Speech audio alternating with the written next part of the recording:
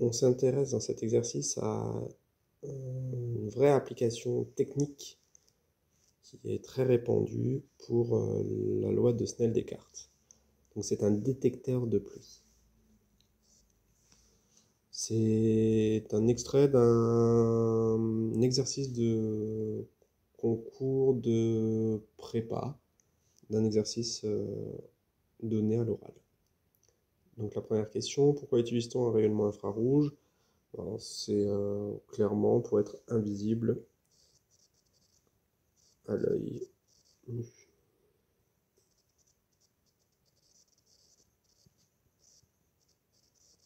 Ce serait problématique qu'on ait en fin de compte un détecteur avec un faisceau lumineux qu'on puisse voir nous en permanence. Donc c'est vraiment l'intérêt, c'est que on ne soit pas perturbé par ce genre de détecteur.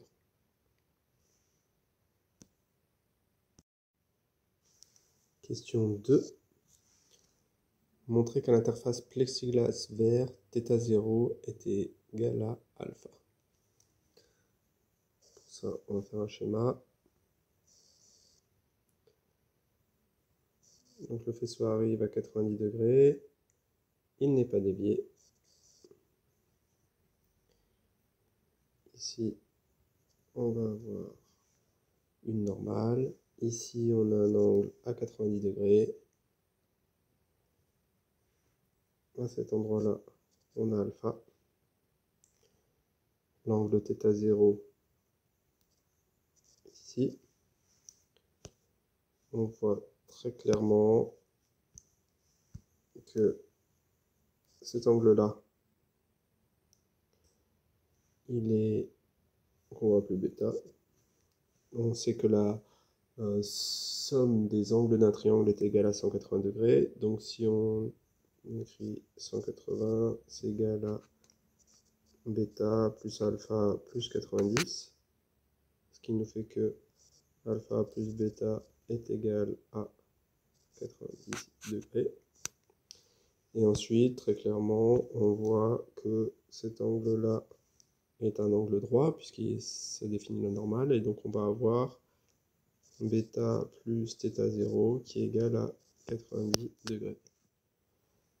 La seule solution, c'est que θ0 est égal à alpha.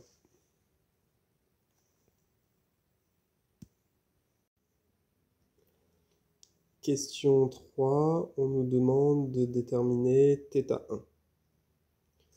Donc θ1, c'est l'angle au niveau de la réfraction, donc à ce niveau-là. On utilise donc la loi de Snell-Descartes.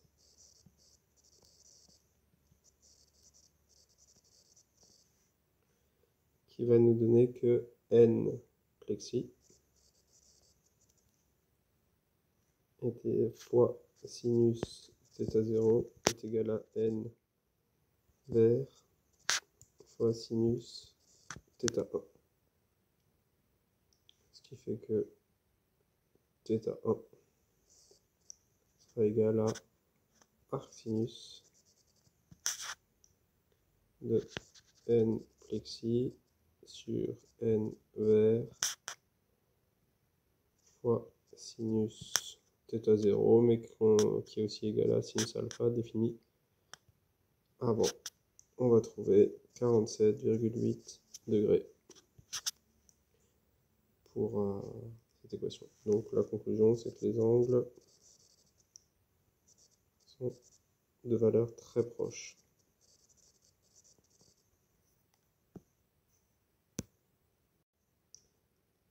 Question 4. En l'absence de pluie, existe-t-il un rayon réfracté au point A ou au point C? Donc en l'absence de pluie, au point A, on a n vert qui est supérieur à nr. Donc c'est-à-dire qu'il peut y avoir réflexion totale.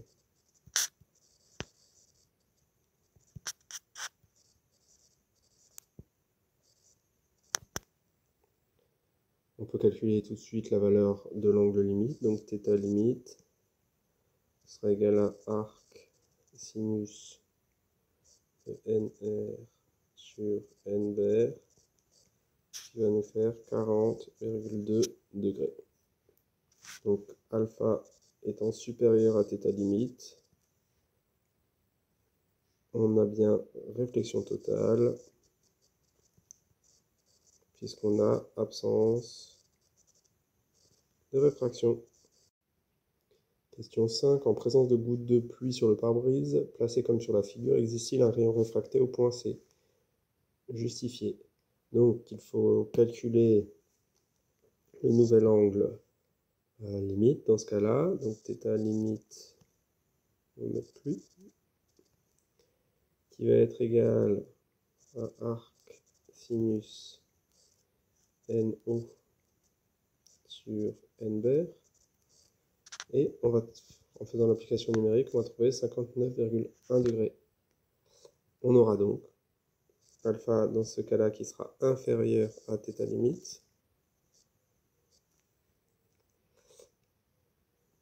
Il y a donc réfraction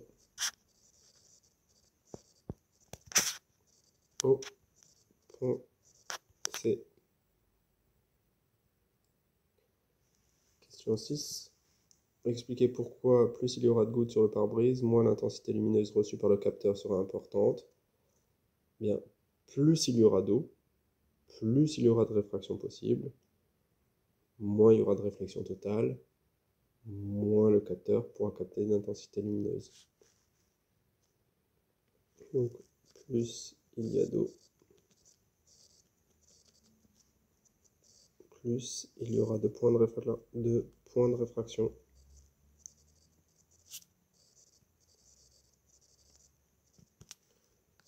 Plus il y aura de pertes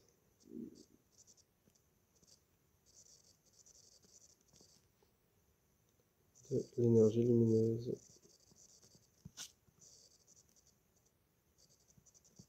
vers l'extérieur. Et voilà pour cet exercice 8.